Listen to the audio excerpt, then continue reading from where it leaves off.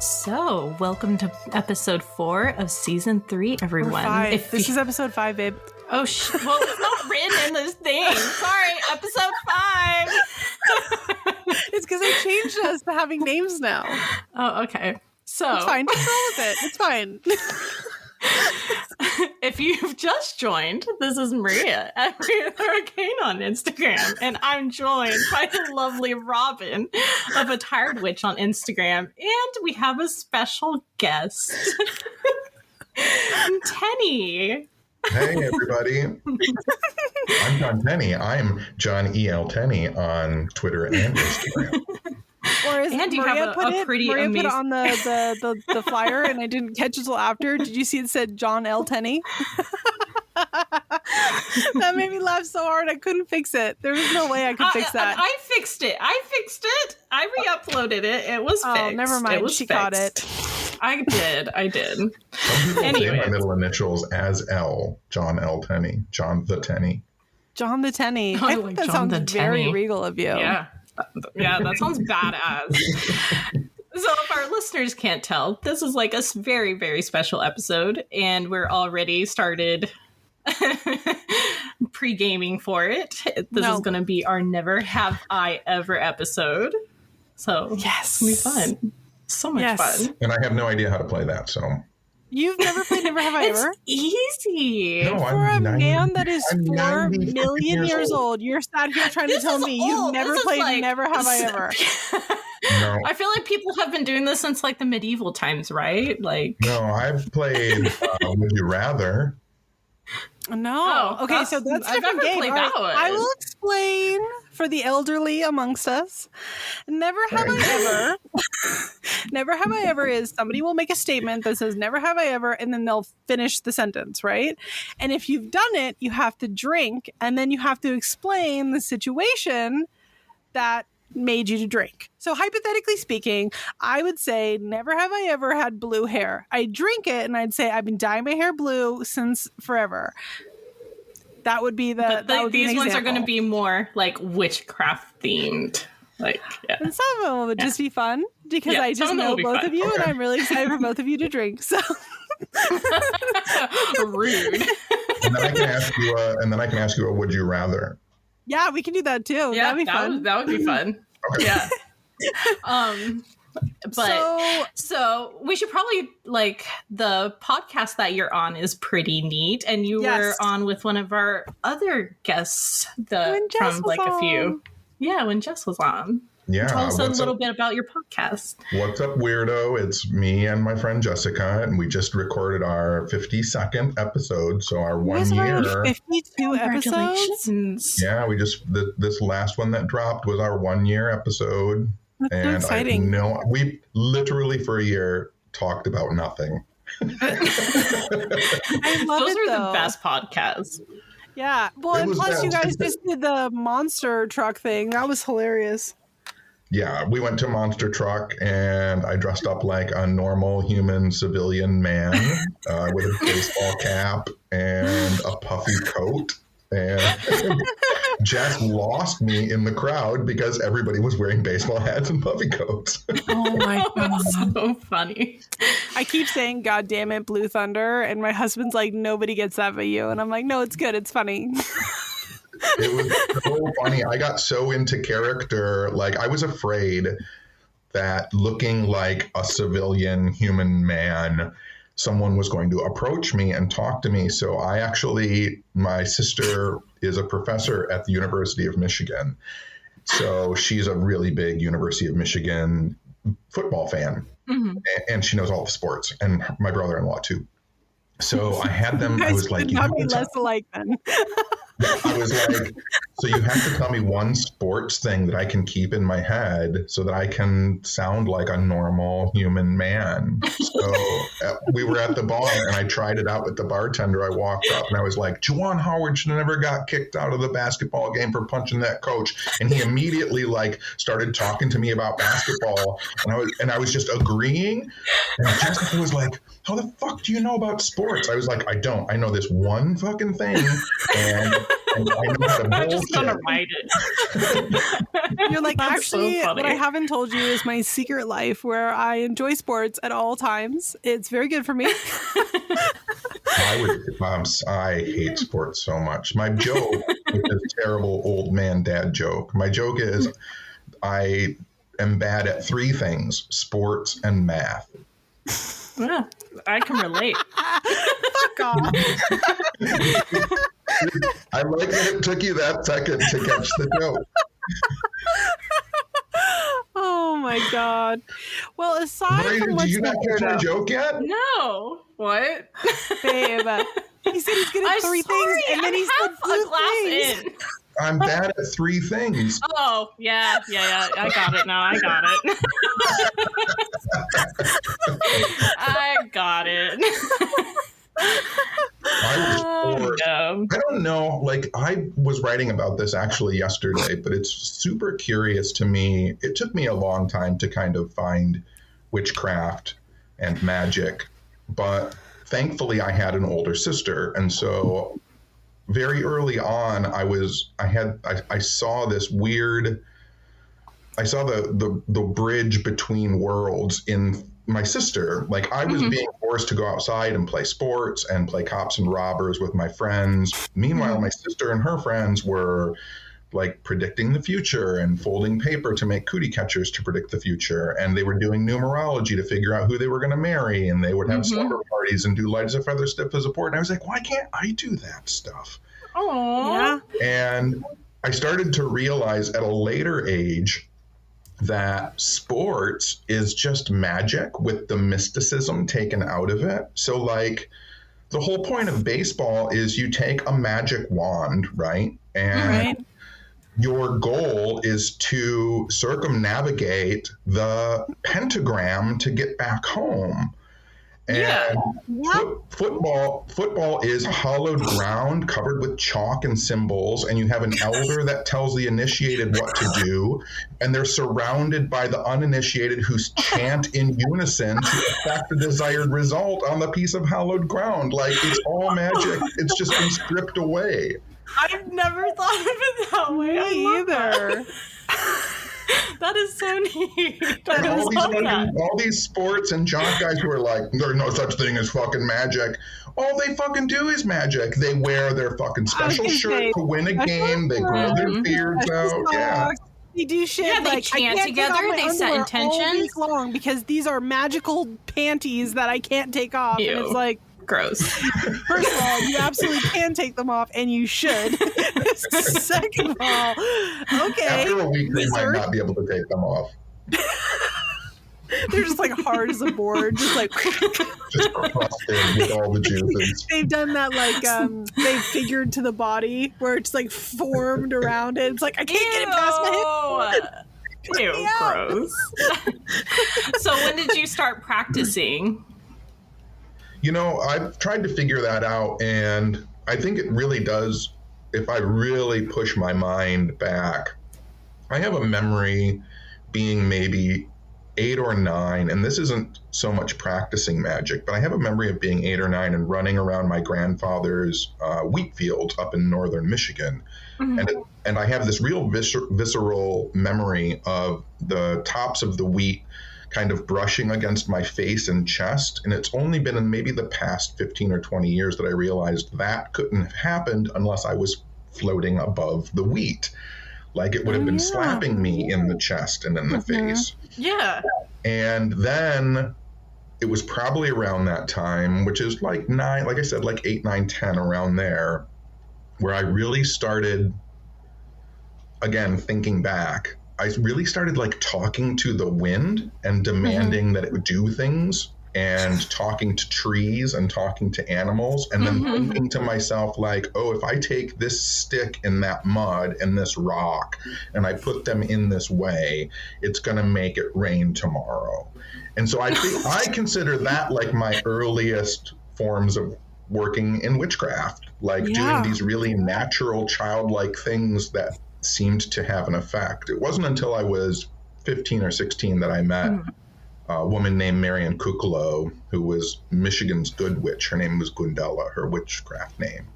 And I went to a metaphysical convention in my punk rock gear, spikes and spiky hair and everything. And I was sitting in the hotel lobby of the convention. And she came up and she sat down very motherly. And the first thing she said to me was, "Why do you not want anyone to talk to you?" And I was like, "No, I don't mind." And she's like, "You have all these things on you that make people stay away. Spikes, your hair is even spiked. Like, you don't want people to engage with you. Why is that?" And I thought, oh, here comes this lecture. And she started talking to me about magic and perception and reality and how I portray myself. And it was just this conversation I had never had before. And then she was like, you can go home and burn a candle. And then she started telling me things. And I think that's really when I actually started to practice. And then I found consciously. out. Yeah, consciously. And then she suggested a book to me. It was like a modern witchcraft book. And this, I think, again, this would be about 1986 or 87. And the author, Scott Cunningham, is from Royal Oak, Michigan, which is where I'm from. I did not know that. I found a real connection with that. And that really spun me off into that direction. I did not know that about Cunningham. You guys are like neighbors. Yeah, me either. Yeah, I think literally lived like a half a mile away from my house where I live now. Oh, that's really neat. Born, he moved very quickly away from Royal Oak. It was not the pinnacle of acceptance up until about maybe 10 years ago. Yeah. I feel like the Midwest that's a lot still. of places. Yeah. It's the northern Midwest, but it's still the Midwest still. For sure. Yeah, I think that's like especially your earliest thing about being a child and be like, this is going to happen. Childlike stuff is so important to our crafts now. And like back then, we like kids are like extraordinarily like powerful because what they believe, they believe it with their whole being. And, as adults, we're constantly fighting that. And it's so funny when I see like a ceremonial magician or a witch or someone saying like, I can't believe I have to, this ritual makes me have to turn around 4 times. Like I have to stand up and turn around 4 times. What's that mean? But like any 7-year-old kid will be like, oh, you want me to spin around as fast as I can? Exactly. For an hour and a half? I will do that immediately right now. I'm doing that until I throw up on my body. Thank you so much. Yes. Thank you for giving me this opportunity. I'm happy to do it. You're giving me huge pieces of chalk so I can make crazy things on the ground? Yes, I will absolutely do that. That sounds like fun. No hesitation. Thank you so much.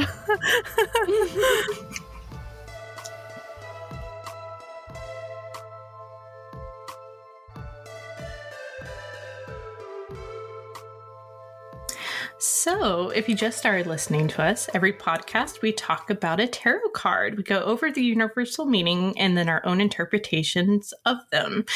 We do this because hearing others' opinions helps beginners form their own opinions, or even those who have been practicing for a while expand their views on other meanings. So, this week we're talking about the 3 of Cups reversed. On this card, when it is upright, we see 3 femme figures having a joyous time. They're dancing around a circle with their cups raised to the sky, and they are surrounded by a cornucopia of fruits and veg. The universal keywords to this card are gossip, isolation, and too much partying. We actually spoke about this card upright with another one of our guests, Shay, from last year. Oh, yeah. But, yeah. I figured this was like the perfect card to talk about this episode. No, I totally agree. But I feel like it's prevalent to also touch on the upright themes of this card before we jump into the reversed.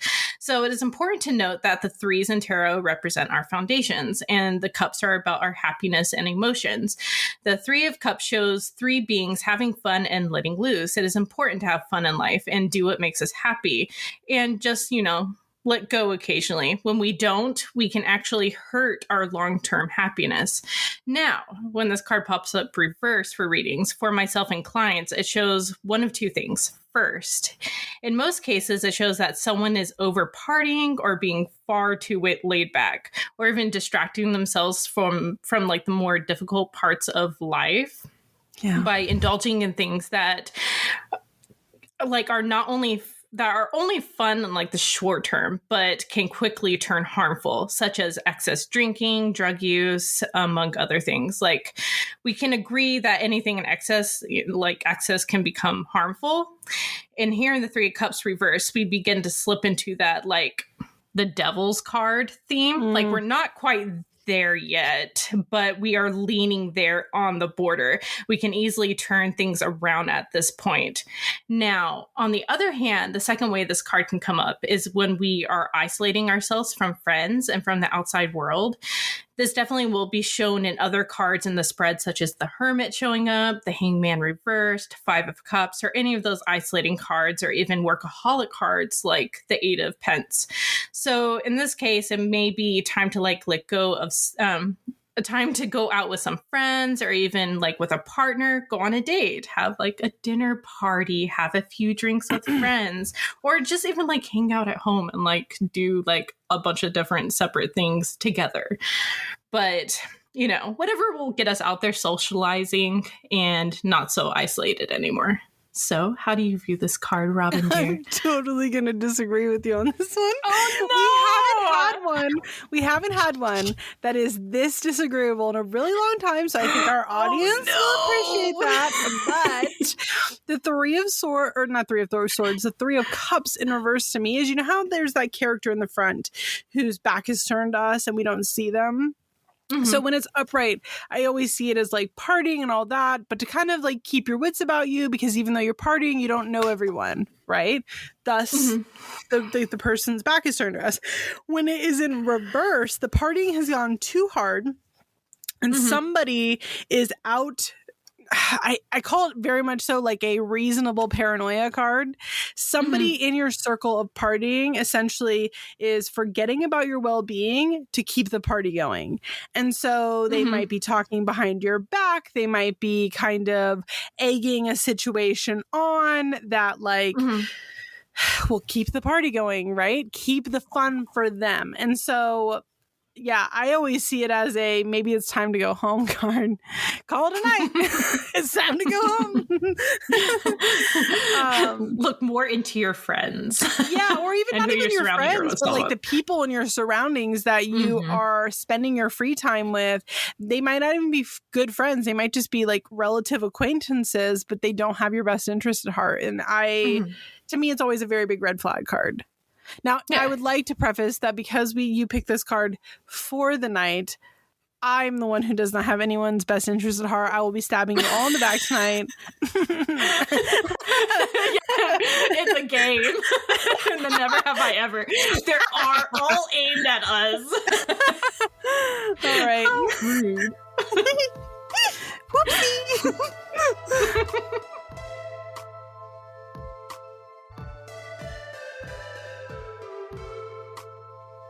If you have just joined us this week, every week we talk about upcoming lunar phases and how you can use it in your magical practice.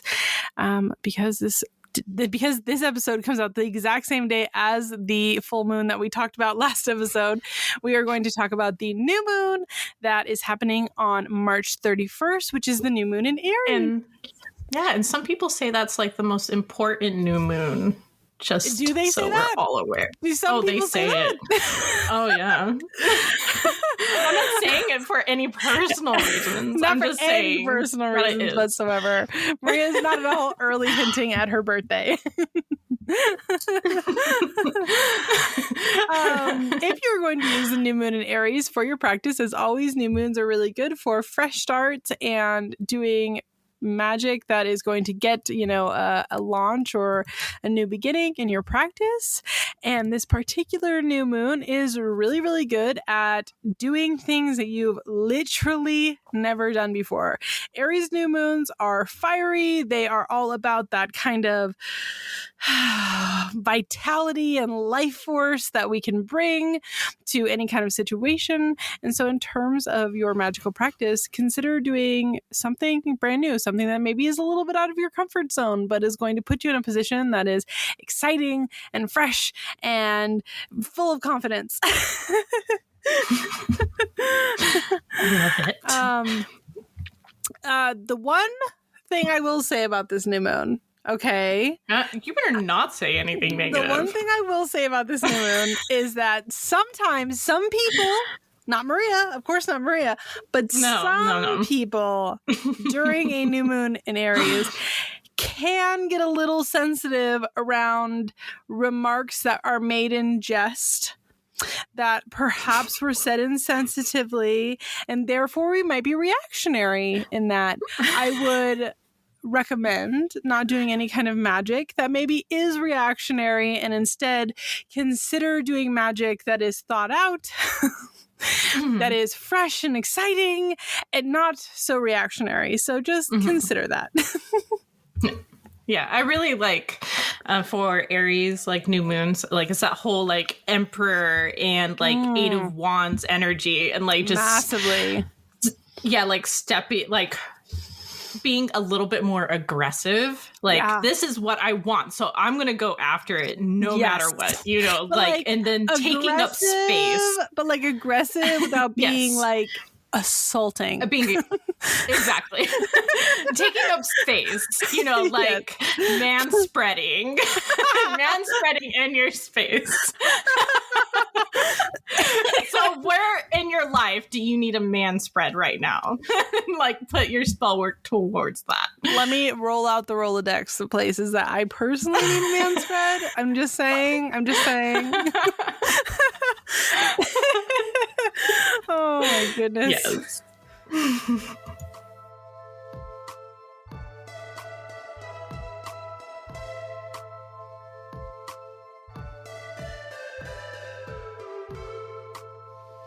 So hello.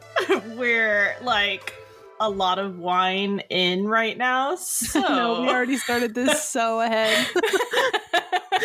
So this will be fun. We're gonna play a game of Witchy Never Have I Ever with some normal like questions thrown in with our special guest. So this should be fun. Yeah. Yes.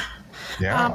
We explained what the game is at the beginning of the episode, yeah, right? We explained at the beginning. Okay, perfect. So we're each going. Am I supposed to lie about Never Have I Ever? No. So you take a sip. Never lie. You take a sip if you've done it, and then you have to explain when it's happened. Okay. That's the rules. Yeah. So who wants to go first? So you guys will get me started, though. Yeah, Maria, you go first. Okay. Let me bring up my list because I have a list and I'm not going to be able to think of them. Okay. Never have I ever done a whole ritual outside Skyclad. No, wait, you're supposed to drink if you have done it? Yes. They both drink everybody, because we're on video. You have to drink if you've done it as well, madame. I haven't done a whole thing outside. Like, I haven't. I've been outside for like a second. Well, I've always lived in suburbia or on a base in the military, so I've never unfollowed, canceled. You know what? Actually, I've used you as wank fodder for years because I thought that was something, and now I retract it. No, I'm just kidding. So we have to hear the stories. You, Robin, first. Go on. I was 17. I had like a group of like witchy friends, and we went to like. So I'm from the San Francisco Bay Area. We went to Muir Woods, which is just north of San Francisco. It's like got really, really tall redwood trees. And we did a whole ritual in the woods. And it was very much so teenage happenings. Nobody really knew what they were doing properly, but we all brought our ritual daggers. Okay. And I think that should count for something. You have to bring the daggers while you're naked. We had stolen wine, and we had our whole vagines out to the world. And I think that is really saying something. So that sounds so magical. It was really bad. You, Tenney? I've done a ton of rituals naked outside. My family, first of all, owns a lot of property. Well, like 90 acres of property in northern Michigan, which is all trees and forests. I'm so jealous. My dad, weirdly enough, I never noticed. It took the internet for me to notice this, but I used to go back to this patch where my dad used to hunt. And I would go back there and I would do rituals to allow the animals to know, like, even though he hunts here, this is okay for you to be in this place. So I'd go back there, sky-clad, naked, and like do this huge ritual. And when the internet came around and Google Earth happened, I looked at my parents' property through Google Earth, and the patch that my dad cleared to hunt animals in is in the shape of a dick. Like he unknowingly made a huge patch in the forest that looks like balls and a dick. It's crazy. Literally. Or was it intentional? And he was like, it's not intentional. And the dick is pointing east. It's crazy.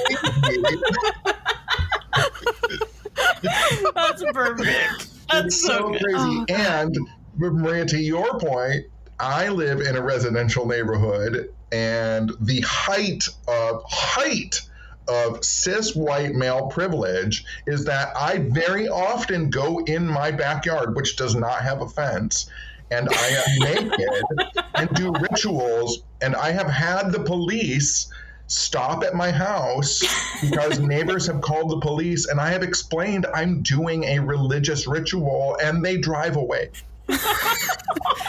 My cock is out for God. Have you ever thought about that? Dicks out for Jesus, everybody. I've done it inside. I mean, it's not a big deal. Which my wife was like, you've done rituals sky-clad inside without me? I'm like, yeah. Like, I do it all the I've done time. it inside like a million times. Oh, yeah. But And then she was very upset. I've only done it like once or twice, like really, really few times. I'm very shy. Nobody believes that. No. Your turn. Right. Well, Robin next. Yeah, I'll go. So never have I ever been hit on and solicited for sex at a paranormal convention.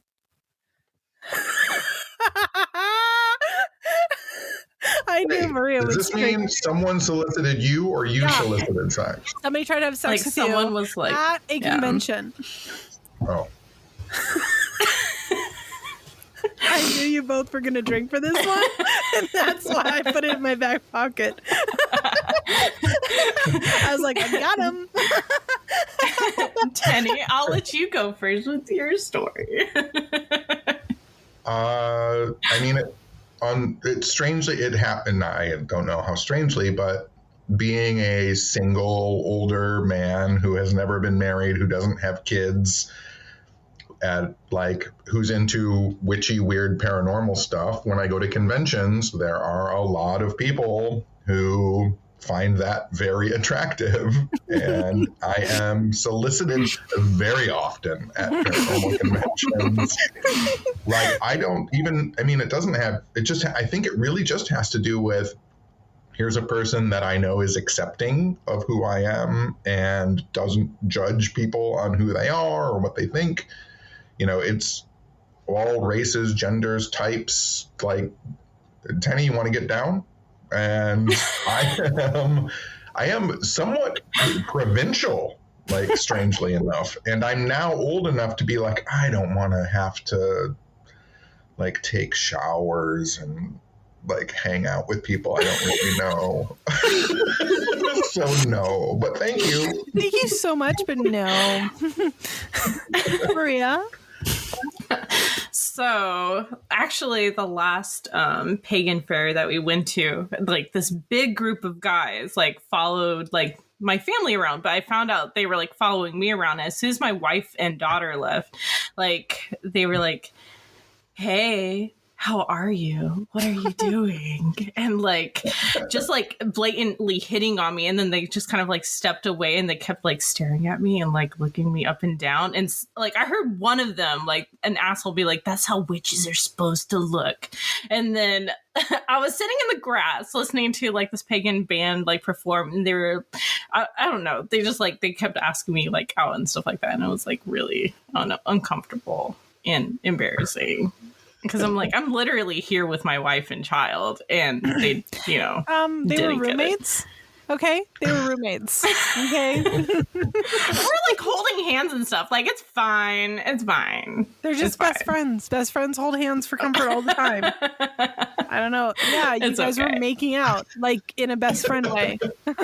In a best friend way, but it was really gross. Like it was like maybe a group of 10 of them, and they were all like really slimy, skeezy. That's stranger danger. It is. If I was alone, I would feel scared for like my safety, but I feel like a lot of the times I feel like sometimes there are massive drug drinking parties that are happening and a paranormal convention breaks out. Mm-hmm. Do you know what I mean? Like people are like, this is my moment to just let loose on everything. Yep. And like, it can get really creepy. Yeah, and we even already have a problem with Pagan Fest down here because since we're, in the South, we have like a bunch of neo-Nazis and stuff like that showing up in like Viking garb and stuff. And that's these guys. They were like, you could tell that they were those type of dudes. So I was like, you're not my type. Like, I hate everything you stand for. Stop hitting on me. I'm not going anywhere with any of you. Leave me alone. Yeah. But whatever. Okay. Tenney, your turn. Wait, so Robin, that's never happened to you? You have to think, yeah, that's never happened to me. I don't get hit on. I do not get hit on in a very genuine way. Wait, so am I supposed to think of things that haven't happened to me that might have happened to you? Yeah. Or you can think of something that has happened to you that maybe has happened to us too. Oh. It's just you'll have to drink too. Yeah, it just means you'll have to drink as well. I want everyone to drink. I want everyone to be happy. I'm very happy. Thank you very much. Never have I ever had to call the police on someone who was obsessed with me. Not just the police, but the FBI, motherfuckers. I have people I should have. Yes. You've never called the cops on somebody who's been obsessive over you? No, because it all happened when I was younger. So I was like, you're conditioned as a teenage girl to be like, this is normal. Right. Okay. All right, Ramen, go. So I've got a few of these situations, but I will share the funniest one. And it is my best friend was not dating, but she went on a few dates with a guy. Didn't work out. You go on a couple dates, you're like not feeling it, and a discussion, right? Mm-hmm. Well, this guy was like, no, we're soulmates. He would not stop reaching out to all of us, everyone, because we all live together. He wouldn't stop reaching out to every single one of us. I still have his unopened Facebook message request because it's so funny to me to this day that I refuse to get rid of it. Even though I have a restraining order against this guy, like I refuse to get rid of it because it's just so funny to me. And sometimes when I'm feeling sad, like I'll open it back up just to be reminded of like that psychotic moment in my life. He would send letters to our house and he would call all of us on Facebook Messenger. And this is like before you could block a phone number on smartphones. And I will never forget this. He said, Ash and I are soulmates. We shared a toothbrush. And Ash was like, he used my toothbrush? She's like, oh no.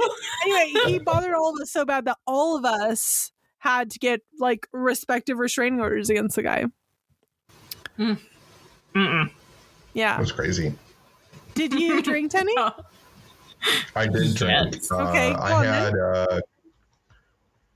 I did a lecture at the public library in my hometown, and then I came home after it was done. It was, it's a public library, so my lecture was like at 8:00, and then I think like 9:30 I got home, changed clothes, and went out for the night because it was a Friday, and went to the bar, hung out at the bar until bar close, 2:30 in the morning. Came home, and there was a woman sitting on my front porch, and I walked up, and I was like, and I was like, hello? And she was like, oh, Mr. Tenney, I was at your lecture tonight, and after you were done, I followed you home, and then I saw you leave. What? I have more stories I want to tell you. And so I've been waiting for you. So she's been sitting there for 5 hours on my front porch. Mm-mm. She sounds cool.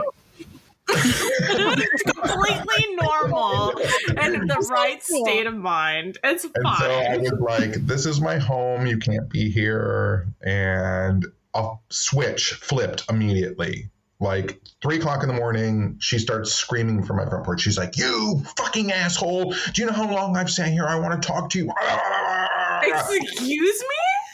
And I was like, I have to call the police. You call the police, you fucking moron.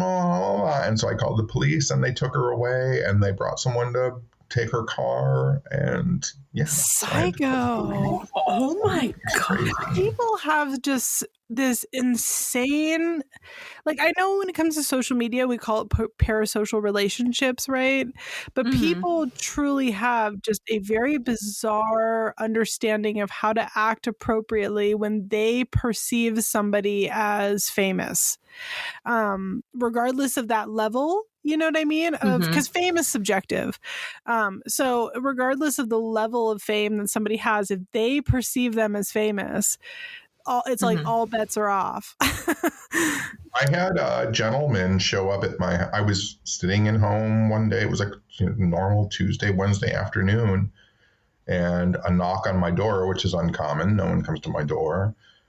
And so I went to the door thinking it was just a solicitor for something, passing something out or wanting to know if I needed new windows or a roof or something. And I opened the door and there's a guy there and he's like, hey, John. And I'm like, hello. And he was like, I met you at this event 2 years earlier in California. And he's like, and I was in Detroit for a business meeting. So, you know, those websites where you can pay like $60 and find out where people live. And I knew you lived here. No. Oh, yeah. Yeah. He's like, so I paid the $60 and got your address. Do you want to go out to dinner? And I was like, I'm really busy tonight. Like, no, I can't. Wish I could, buddy, but I just remembered that I want to do literally fucking anything else. Thank you so much, though. This has been real. Yeah. And he was like, well, I'm going to be in town for 3 or 4 days, so here's my phone number. Can I get your phone number? And I'm floored. Like, it's literally, I don't usually wake up until 2 in the afternoon. And this is at like 10 o'clock in the morning. And I was like, what is happening right now? You're like, I'm usually asleep right now. Is this a dream? Yeah. So fucking weird, dude. Like, I know that we all know this because especially the circles that we run in are exceptionally interesting corners of the universe, but people are fucking weird. They never cease to amaze me. I had a woman one time send me a half-drank bottle of liquor. And Horny. She was like, I drank half of this. She was like, I drank half of this. I want you to drink the other half. And also in that this. Sounds like spell work. No thanks. No, for sure. And she was like, and also, if you will notice, in this Ziploc bag in this package is a T-shirt that I wore and sweat in, so you can smell me while you drink the liquor. No. What the fuck up? Shut up. Listen, I never want that to happen to me ever.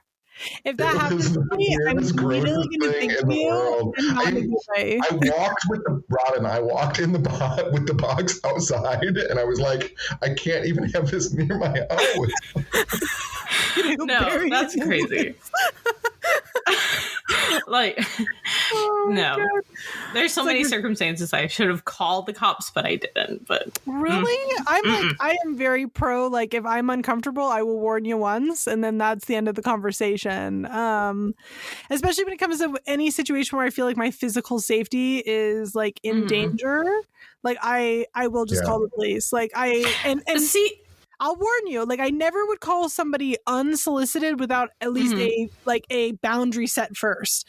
So, like, I'll set a boundary with you, and if you choose to absolutely ignore that, I'm calling 911, and I'm not going to feel guilty about it. Like, it is your turn, Maria. Ready for the next one? Yeah. Okay. Let's see here. Oh my goodness. Never have I ever had an oh shit moment with a spell candle. With a candle spell.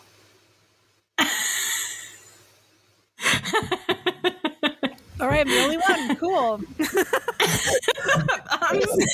Well, you guys ever exploded a 7-day candle before with oil in it, and then that oil gets on your things, and then you can't put it out, and then it's really scary, and you think your house is going to burn down? Just me? Oh. That's really fucking happened to me. So I had a glass. That's not safe, Robin. Listen. I know that we always say on here, don't burn your houses down, witches, and that's because I have almost burned my house down before. You're literally in a tin can. I mean, it's true. You're in a vessel for fire. Like, the fire will just... Listen, mistakes were made along the way. Mistakes were made. Basically, I had just born in a pool of gasoline.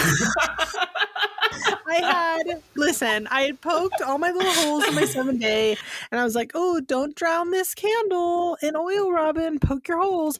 The problem was I was given the oil by somebody else, and I didn't know that it was pure, like, ethanol and like essential oils. I thought when they said they gave me an oil, I assume it's got carrier oils in it. Not that it is pure fucking alcohol based with essential oils in it. Like, don't call it an oil just because it has an essential oil. That's not an actual oil. Anyway. So I'm like doing my normal dousing of this shit. The whole goddamn candle goes foof, like a fucking Roman court. I'm like, oh, that's probably not good. And then I'm thinking to myself, like, as I'm sat there watching this and thinking, I should probably get like a wet towel or something to put over this. The glass breaks because it's so fucking hot. It goes, and the oil just like pours out the sides. Everything's on fire. Everything is on fire. And I'm like, thinking like food safety, right? An oil fire, you don't want to throw water on it because then it goes whoosh. So I'm like, I need to get a wet towel. And I'm like getting a wet towel and putting on it. My husband walks in the room and goes, what smells like burnt hair? And I'm like, everything's fine. If you think something is going awry, you're actually incorrect because it's going very good. It's never been better, actually. It's under control. It's fine. That's chaos magic. It's chaos, all right. Magic. By pure definition, it was chaos magic. It really sounds like that spell went really well, and whatever you wanted is coming to that you it was very tenfold. Light and nothing went wrong, and that was exactly how it should have gone. And I think actually that the simple protection spell I was doing, I was so safe. I've never been safer in my life, actually. I was like, oh, this will be easy breezy. And then I'm sat there going, oh my God, there's glass and fire everywhere. What do I do? It was not good. Not good. Not good, guys. I did have to throw out my entire, I had a wooden altar slab, right? Had to throw the whole thing out because it was completely fucked. Okay. Turn, Robin. My next one then is never have I ever seen somebody in a room and thought they were there, but they were actually a ghost. All right, everybody's drink. So Maria, you go first. Okay, this is actually about a animal. So literally, my dogs had just passed away. We were just literally talking about this. And they used to lay on my bed at night. And so I had woken up it had been 1 o'clock in the morning. I think I said this on the podcast a long time ago in one of our ghost episodes. But I had woken up and there was 2 balls of light on the bed. But my dogs were Malteses, so they were white. No, they were Shih Tzus, sorry. And she so I was like, oh, they're just guys. laying... They're just look, I am a whole almost wine bottle in. We're fine. I don't know. It was a poodle or something. I got anyways, they used to lay at the end of my bed, and I was like, oh, they're at the end of my bed. I feel safe, and I was like, oh, wait. No, this isn't right. And they like jumped off of my bed. The balls of light jumped off of my bed and went up the stairs. And that was like the last time I ever saw them. But for a moment, I thought they were just laying next to me like they used to. That's sweet, though. That's so sweet. Yeah. They're always there, right? Yeah, but that wasn't a house that was like, oh no. Now I'm like, there's no going back to that house, and it makes me sad. I did a library lecture years ago. I talk about this in my lectures sometimes. I don't ever talk about religion at my lectures just because it's such a touchy subject for everybody. Mm-hmm. And there was this girl who was probably 11 to 13 years old. And at the end, I was doing a Q&A. And I said, does anybody have any questions? She raised her hand, and her dad was saying, like, sitting next to her, like, don't call on her. But I love kids. Like, they're great ways into magic, right? Mm-hmm. And I said, what's your question? And she said to me, is my dog who died last week in heaven? And like, I didn't know how to approach it because like it gets into religion and spirituality. But as a person who plays music and paints and draws, there are these inspired moments that we have. Mm-hmm. And when I say this, it will not be as good as it was in the moment. But there was this inspired moment where I kind of got down in front of her and I looked in her eyes and I said, I don't know if there's a heaven, but if there is, then it's populated by the delicateness of insects and the songs of birds and the friendliness of cats and the warmth of dogs. And if they're not there, then it's not heaven. And then I stood up and I was like, oh, fuck, where did that come from? Like, they're there, right?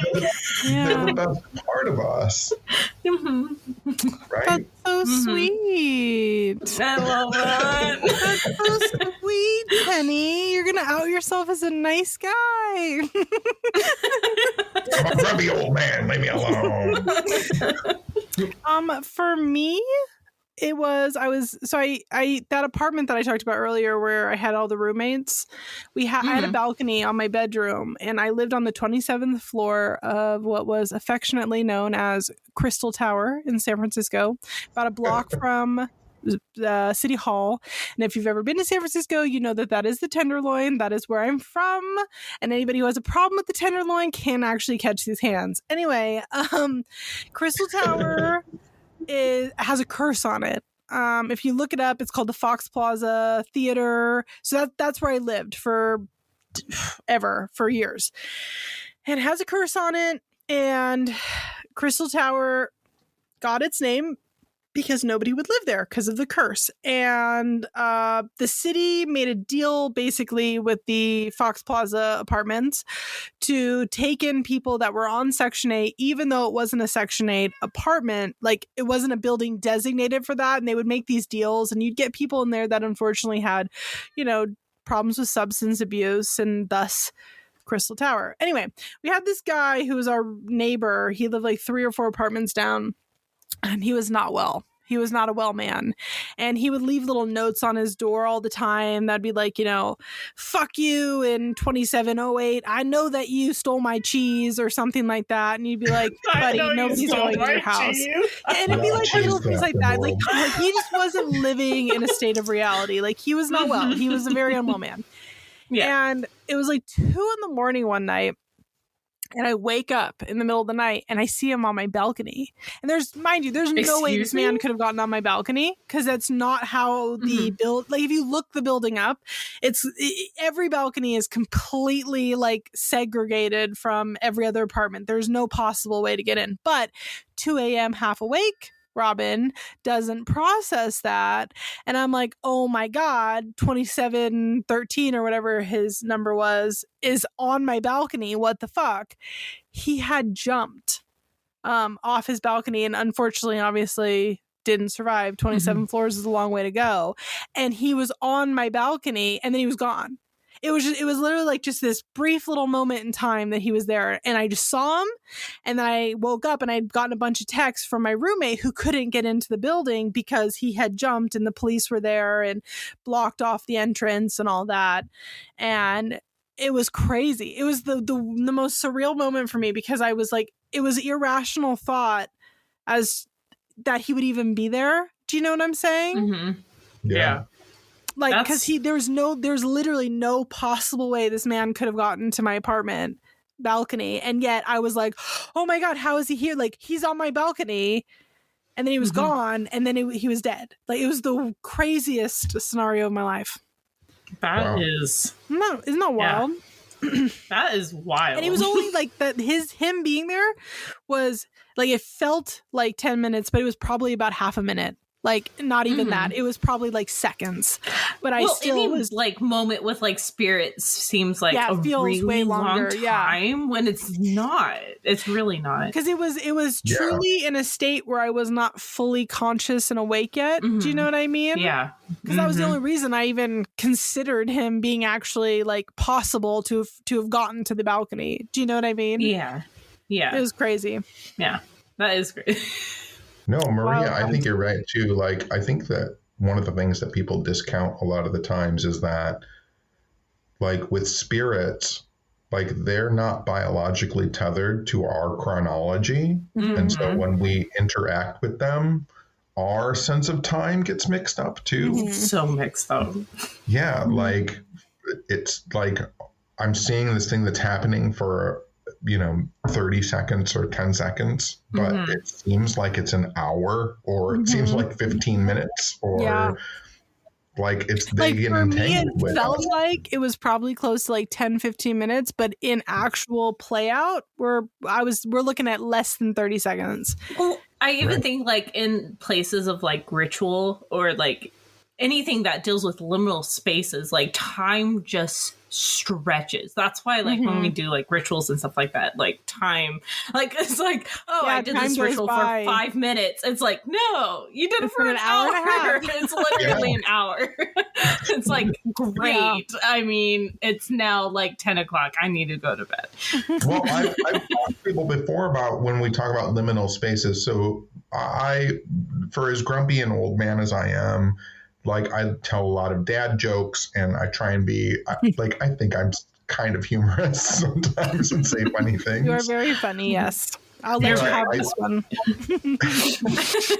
But I feel like humor is a liminal space, because there's the beginning of the joke is told, and then there's a liminal space where anything can happen after the beginning of the joke, right? Like, knock knock is a perfect example. Like, knock knock. Anything can happen after you say who is there. Yeah. Like, and so in your brain, even when that joke happens in 10 seconds, it seems like there's an infinity of time before the person says, like, orange, right? like, there's this weird moment with humor and liminal spaces, because anything is possible in that liminal space. It's crazy. Yeah. I love yeah. All right. The last good conversations happening while Tenney, we're drunk. pick what our last Never Have I Ever is. Oh no, I have one more. I have one more after Tenney. Okay. Am I supposed to talk about when someone wasn't there? What? I'm supposed to talk about when someone wasn't there. Yeah, right? Tenney already went. That was no, I didn't go yet. Oh, you didn't go. You go. Anyways, I was at the Stanley Hotel, and I was hosting a ghost hunt. And like with ghost hunts at the Stanley Hotel and at major events, like, you break people up into groups of 15 or 20, and they all cycle through the place and whatever. You all have 45 minutes to investigate. It's nonsense, but people get happy with it, whatever.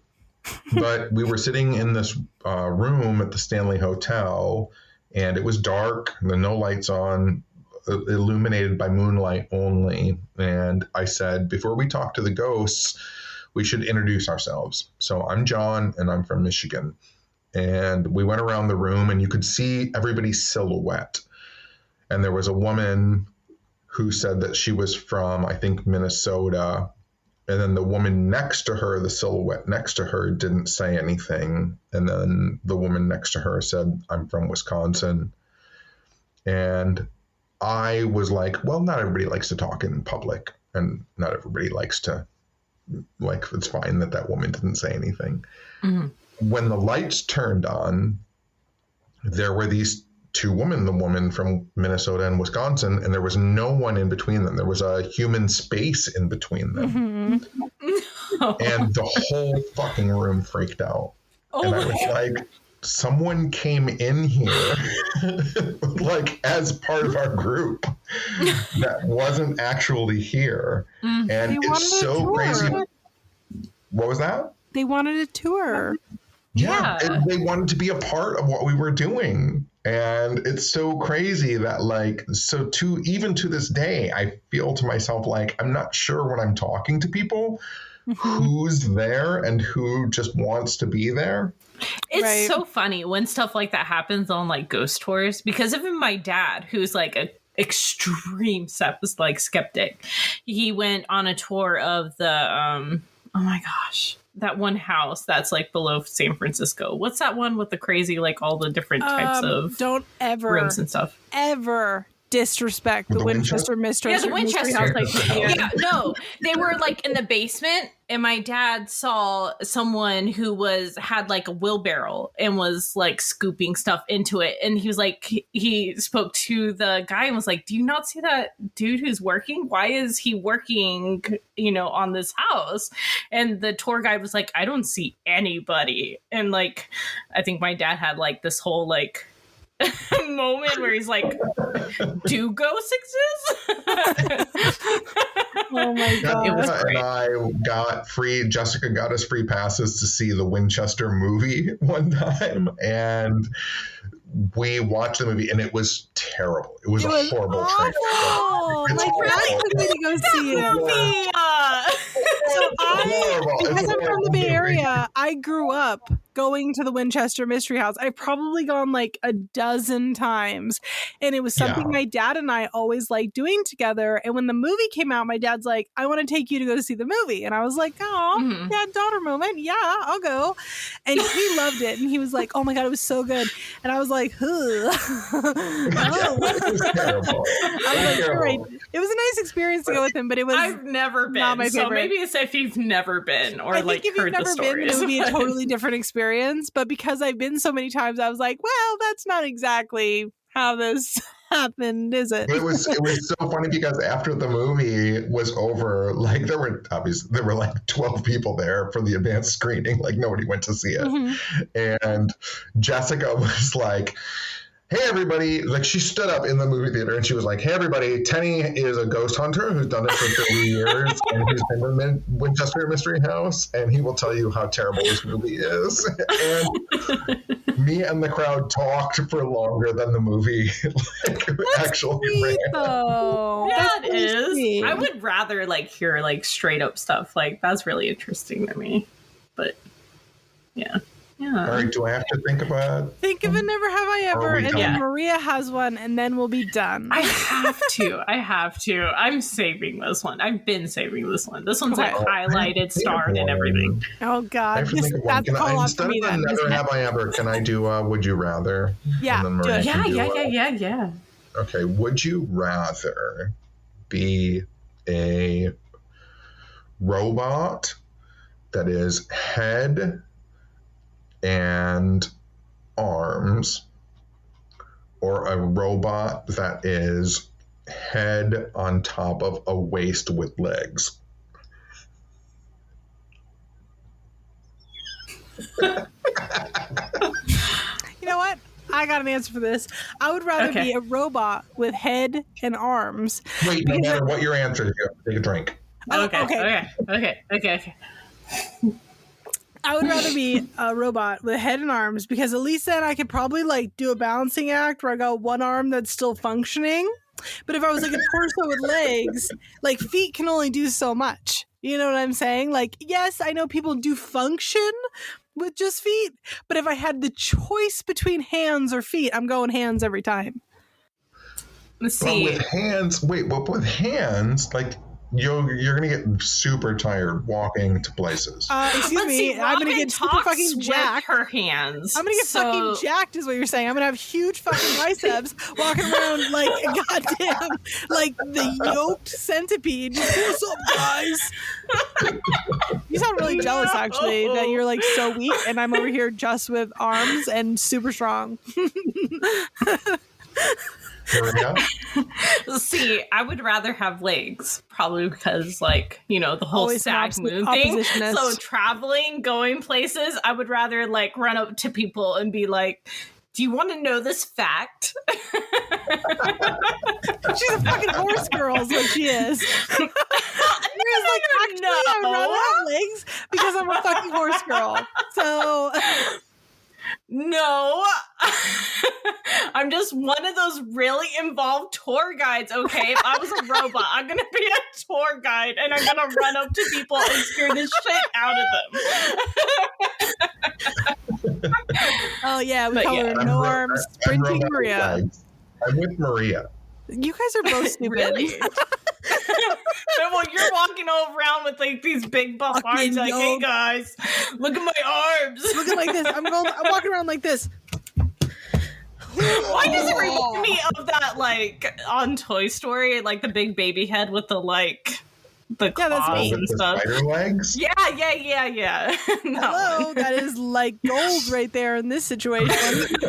That's Robin in her liminal space.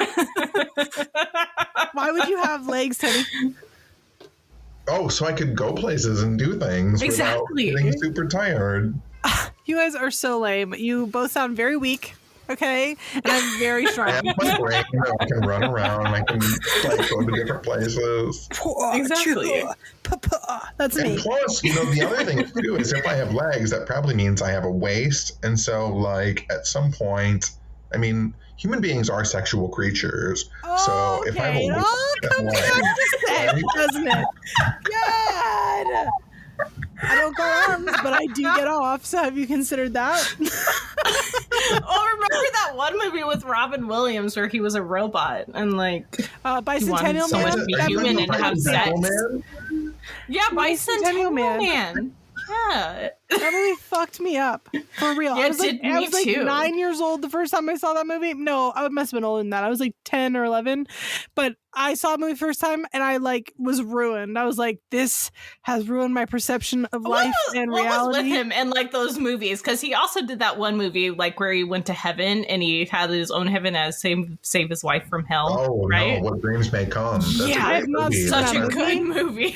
Yeah, like you better be prepared with tissues. Mm-hmm. I can't. Yeah, no, I implore people to read Richard Matheson books if they've never read them. It's crazy because What Dreams May Come, written by Richard Matheson, is also Richard Matheson also wrote the crazy Will Smith movie I Am Legend. Oh, that was a good movie too. But if you read the books, they're so much better. Richard Matheson is like one of the greatest writers. I will look it up. All right, Em, what's your last never have I ever? Never have I ever poured nail polish all over a photo and set it on fire for a hex. Fuck you, dude. Wait, I stopped drinking solely because I haven't done that. But I really want to finish this bottle of wine. Do it. Everybody knows this story if they're an avid listener. If they're an avid listener of the podcast, I was like 13 years old. My schoolyard best friend, she started talking to the guy I liked, which was really fucked up of her. Christina, if you're listening to this, I'm not over it. And I took her photo because like this is back still when film photography was a thing. So I had like photos of my friends. I took her photo. I covered it in nail polish very carefully, like painted it, clear varnish, painted it in nail polish. And then I lit it on fire and I was like, never again, like, will you see the likes of a guy or something like that. I like did a little spell I found on the internet. Anyway, she's a lesbian now, and I'm not saying that it's because I covered her nail polish and said she was never going to be with a man again, but it does track. Someone who's nail polish. You ever hex somebody with nail polish? You fucking posers. Oh, we might have one more because I forgot we had one follower, like one. I think we had another one, but it got lost. Was it on? Okay, was it on Instagram? Yeah, it's on Instagram. 1 second. Let me find it. I don't have any more wine. I actually did. Well, then you're gonna have to pretend. We're filming video with no one. You're gonna have to pretend. We'll just pretend. I drank a whole bottle of wine. You drink spirit wine. Just spirit wine. We did this. We answered this one. This one we've already done. It was burn something we didn't mean to burn up, and that was fully my story of lighting my entire bus on fire. So there was one more by someone in our Discord, and we lost it because it was in our stories. Sorry, but I apologize because it was Aaron. I so feel sorry, like Aaron. This is Maria's fault. I'm not going to take accountability for this one. I didn't. I didn't screenshot usually it. I'm really good at not dropping the ball, and I feel like because I'm so flawless at all times, this one is actually Maria's fault. Never mind the fact that the part 2 of that one episode uploaded wrong. That was also not my fault. That was God's mistake. So wait. Some people said that they listened to part 2. So was it? Because it wasn't my fault. It was God's mistake. Yeah. We've already been over this. What? Which God? All of them. All of them. Idiot. Yeah. Oh, Jesus Christ. Here we go. Yahweh. Which is technically the God of them all. No vowels? Like, what are you doing, Yahweh? Listen, Yahweh's living their best life, okay? Like, oh my gosh. All right, we should probably end this segment now. Okay.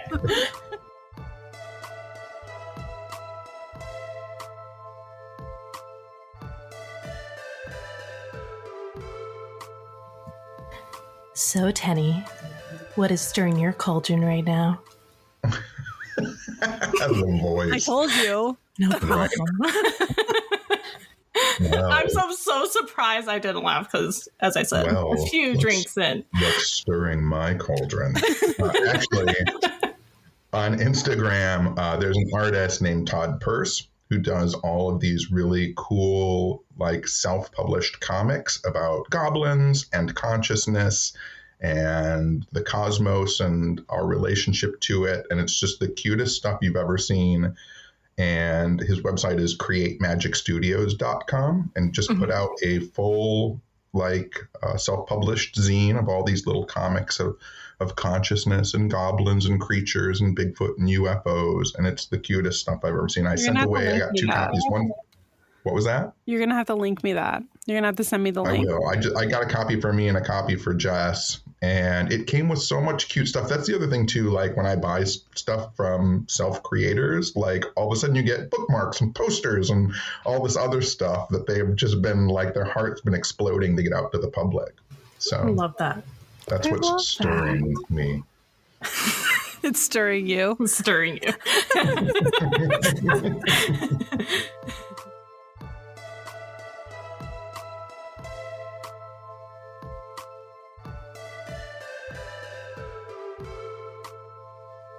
So, Tenney, what's not stirring your cauldron this week? Not stirring my cauldron this week is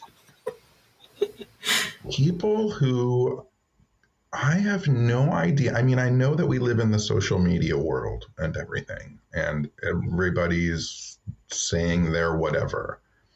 But when people comment, like, who I'm not following on social media posts, and they're not following me, and then they comment on my post, and then I comment back, and then they yell at me for complaining, makes me so fucking mad. Like, I get so upset because I'm like, motherfucker, we wouldn't be talking if you didn't interject your fucking stupid fucking opinion. God, it's maddening. How dare you respond back to them after they responded to you? Yeah. How dare you? I posted some shit to the people who know and follow me. You random fucking person, garbage person. Had to come in with some shit comment, and then I respond to you, and they're like, well, you put it on the fucking internet. Like, get out of here. It's the worst. I like when you post something, and for all of your followers, it's obviously a joke because they like know your sense of humor or whatever, and then some fucking person who doesn't know you is like, well, actually, and it's like, shut the fuck up. Who are you? I hate the well, actually. That's so aggravating. The other thing that drives me crazy about those people too is because if someone comments like some shitty thing on one of my posts, right? I literally take 20 to 25 seconds to click on their profile, quickly scroll through their timeline, see what a garbage person they are, and then my response to them will be about how they're a garbage person because I just saw on their timeline. And then they're like, oh, now you're stalking my timeline? How to quick look. Turns out you fucking suck. Just discovered. I can't believe you wasted the time. I wasted 30 fucking seconds to see you're a garbage person? Oh, they had to look at your stuff too, so I don't understand. I don't think they do. I don't think they do. I think they see stuff and they're so reactionary. They're like, oh, that blah, blah, blah. Yeah, and I mean, you can apply that to so many things, though. Like, you have the people that, like, I know you both know who I'm talking about when I say this, but you have the people who will see something and think it's about them and then get, like, so angry. And you're like, you need to relax. Yeah. You need to breathe. You go have like a vodka tonic or something. Chill out. You're at a 10. I have made comments on Twitter before, literally about people in my neighborhood, and then people DM me and they're like, "What's wrong with me?" And I'm like, "This is about Roger who lives across the street." You've got some main like difficulties in your life. Energy. The people that genuinely think that just random tweets are about them have got serious main character energy. They need therapy. They really need therapy because it's psychotic.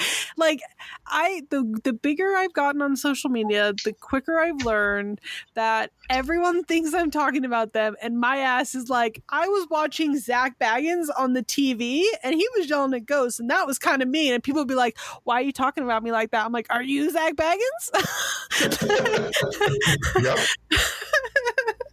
It just so anyway, that's what stirs me the wrong way. Yeah, that's yeah. Valid. Completely it stirs everybody the wrong way, right? Like, it makes everybody absolutely insane. Some people need to log Jess and I have this conversation all the time. So I am really only like a grumpy old man in the way that I use the internet. So, you know, I record all my podcasts through my laptop. I only use Twitter when I'm on my laptop. I very often don't know where my phone is at. My phone runs out of battery charge all the time. Like, I don't plug it in. I don't take it with me when I go on walks. And people, like the majority of people online right now, just aren't in that headspace that I'm in. Like, if someone tweets to me on Twitter and then I don't get back to them in 3 hours, they take it as an insult, not realizing that for me, I have to sit in front of my computer, turn my computer on, log into Twitter, and use the Twitter desktop application to respond to them. I'm not scrolling through my phone all the time. Yeah, well, I stay away from my phone, and I get the same stuff where people get so upset. Who has some form of a persona on the internet, right? Doesn't matter what form it is, but everybody who has some form of persona on the internet, I think it's a universal experience that we all do not enjoy social media and do not actually spend much time on it. Like Twitter as a great example, I show up, I just like fart onto Twitter and then I leave. Like, I don't browse Twitter, I don't browse Instagram. Like, I sincerely do not enjoy these things. Like I have a child I'd rather hang out with. So, woman, what you're saying is that you crop dust Twitter and then you leave. I literally show up and I'm like, and then I leave. Here's my thoughts I shouldn't have put online. You're welcome, everybody. No, I will not proofread this. And if you point it out, you're a piece of shit. Thank you. I had somebody today correct when I wrote Guadalupe out on a tweet. And the problem is I spelled Guadalupe wrong one time. So autocorrect just now changes it to the incorrect spelling, right? Every fucking time. And I don't notice. And they were like, actually, it's spelled Guadalupe. And I'm like, I will kill myself. And I deleted the tweet. And I was just like, I'm done. Goodbye, internet. I've had enough of you today. Have you ever, so I wonder though, have you ever had, so this used to happen to me a lot. I am born and raised and live in the same town that I was born and raised in.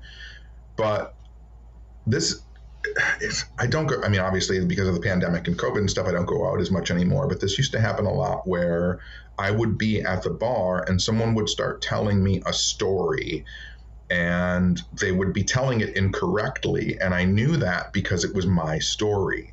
And so I would say like, yeah, and I would be like, no, that's not what happened. They'd be like, how do you know? And I'd be like, because you're telling my story. What? Yeah, that happens to me all the time.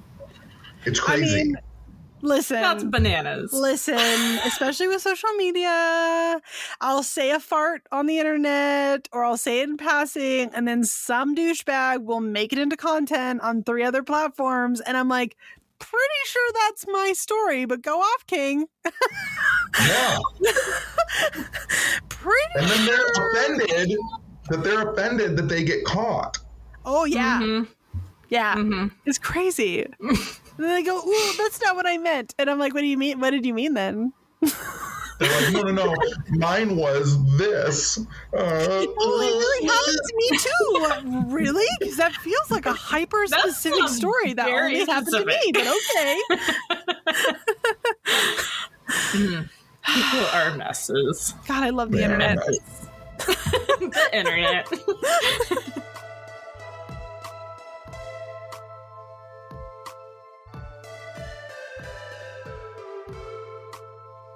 If you have just joined us this episode, every episode we talk about creators and artists that we are loving right now. These are organically found, so stop emailing us. Stop it. It's rude. It's weird. It makes me and Maria feel uncomfortable, and we both kind of make fun of you behind your back. I'm sorry. It's true. We do. We keep saying it every time. Stop it. So that being said, Maria, who are you digging right now? So I am loving this creator called Pretty Effin' Spooky on Instagram and TikTok.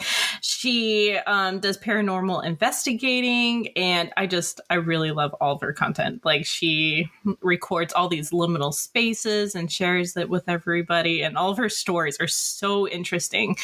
And she actually has, I think, a movie coming out, or a documentary type movie, and I'm really excited about seeing it and stuff. So yeah. That's who you love it. Can I also say Tenney, I like Pretty Effin' Spooky too? Oh, do you? Yeah, I do. She's amazing. She's such a sweetheart. She does really great stuff. Yeah. I've never seen her like stuff. her. I'll look it up. Tenney, who are you loving right now? Didn't I do Who's Like a Stirring My Pot, which is the same thing? Yeah, but you gotta pick a creator that you're loving right now too. So pick somebody. Go. You're on the spot. You know what? I binge watched. I just binge watched Tyler Henry's Netflix show. Do you know who Tyler Henry is? No, I don't. At least. Huh? What's it called? What is it? It's called Life After Death, and I just binge watched all 9 episodes, and it's really good. It is really, really good. I will say, however, that because I've watched almost all of it, I'm saying this specifically to Maria. Do not watch the second part of the Medium episode because it will fuck you up. It made me cry so hard. Like, it was so sad. Everybody there was like a parent of a dead child. Maybe it's because I'm too soon postpartum, but it messed me up. I was like, I got to turn this shit off for a while. But it is really good. When he did his random walk-up reading of the guy who works at the charity that Tyler works at, I was destroyed. Destroyed. Now I'm going to have to watch this. Yes, please. That sounds really good.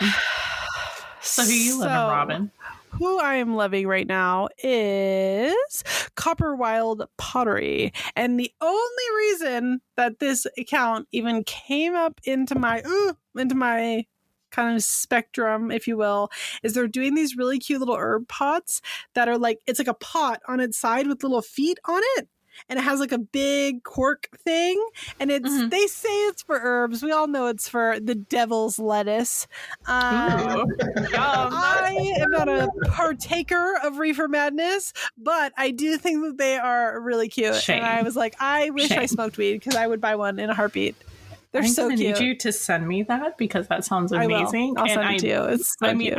I might not partake. Might not. We'll see. You 1,000% are a illegal drug smoker. You are a Reefer Madness. She's a devil lettuce eater. It's ridiculous. Not like me, because I'm a God-fearing woman and I do not partake in the devil's lettuce. God-fearing woman. I'm a Christian.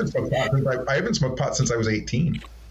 I have not smoked pot since I was 24 because I smoked too much pot in college. Maria and I were talking about this before we started recording. I smoked too much pot in college, and now it doesn't matter what strain I smoke. It gives me really bad anxiety, so I just don't touch it. The last time I smoked pot, I went into a room because I had smoked too much and I'd gotten way too high, and I put on a kung fu movie, and this guy rode up on a horse, and he had his sword drawn, and another guy ran up with his sword, and they were about to fight, and then they did this standoff, which seemed like it lasted for hours, and I started thinking to myself, like, this director is taking the biggest chance by having this scene go on for 20 minutes. And my friend Josh walked into the room, and at some point I had put the videotape on pause, and I was just watching a static screen. Okay, wait. So Frank, who's going to hear this, obviously, because he edits our podcast. One time, the last time he ever smoked weed, which was only like the third time he had ever smoked weed in his life, he got way too high. He was watching Gordon Ramsay's Hell's Kitchen. It was like 3 a.m. on mute. He was watching it on mute. He was guessing what Gordon Ramsay said, then rewinding it and being like, nice. I knew that. I knew that's what he said. Wakes my ass up. It's like 3 a.m. He goes, babe, check this out. He fucking goes, pick an episode, any episode. And I'm like, okay. So I pick an episode. And he was like, this is what Gordon Ramsay is saying. And it was on mute. And then he rewatches it, plays it, and he goes, check that out. Am I fucking crazy good at this or what? And I'm like, you need to go to that is so he's never smoked weed since then. Which is a shame because he's quite funny. Oh God! It's very off topic for the creator section, but that's okay.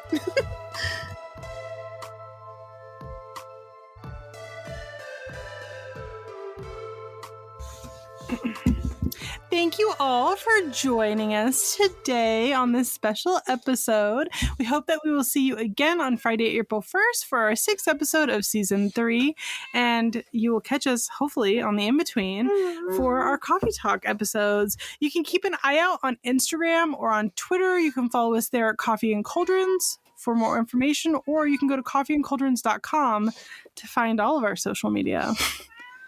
Or even better, you can join us on our Discord tier, which is First Coven on Patreon, so we can answer your questions next time. If you're loving Coffee and Cauldrons, please, please, please, please take a moment to review us on Apple Podcasts or even now on Spotify. Wait, you fuckers didn't let me be on for April Fool's Day? No, we didn't. No. Fuck you.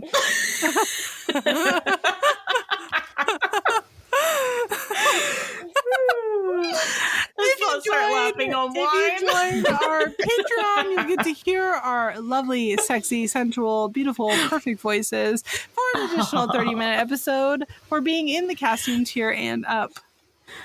So again, this is Drunk Coffee and Cauldrons. With Robin from @TiredWitch on Instagram. And I'm Maria from @Maria the Arcane on Instagram. Oh, and I'm John E.L. Tenney, and I'm on Twitter and Instagram at John E.L. Tenney. That was so sexy. 10 out of 10. We're not doing a countdown this episode, guys. No, we're doing the countdown. We're doing the countdown. Let's do it. Let's do it. All right, ready? Yeah. One. 2, 2. 3. Bye, bitches.